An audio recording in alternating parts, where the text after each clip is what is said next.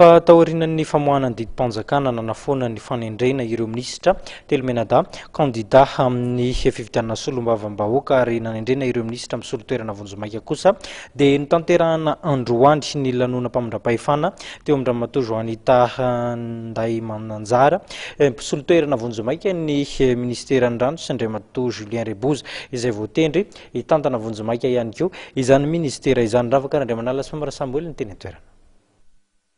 Isan'ireo minisitra telo kandida amin'ny fifidianana solombavambahoaka nametra-pialana teo anivon'ny gouvernemanta ny firaisam-pirenena ramatoa Joanita Ndaimananjara, ministra fahasalamam-bahoaka ary nitantana vonjomaika ny ministeran'ny rano tao anatin'ny 2 volana.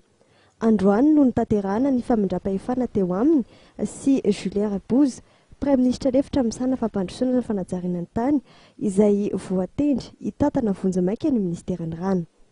Ataoko angamba tao anatin'ny 2 volana izay tsy dia nisy loatra ny zavatra niova fa ny fanohizana ny asa izay efa nitanterahana roa teto ihany no nataony ny ministeran'ny rano. Ko dia eto dia ankafaliana tokoa no anolorako indray izany fahefana izany ho anao hitondranao indray ny ministeran'ny rano ato anatin'ity fotoanany tetezana ity.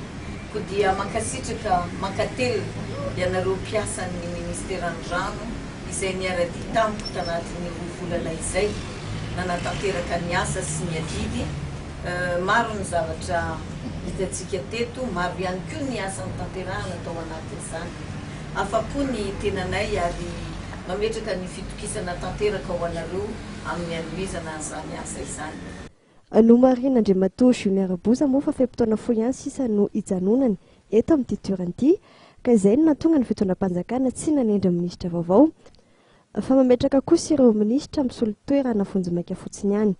Zay moa androany raha tena marina izany hanao fotsiny koa satria volana sy 3 volana eo sisa ny asa efa natao hatramin'izay ahotrono ny reto teknisiana rehetra karazana sarokarazana reto ngamba tsy dia zavatra be io fa ny maly ihany no androany.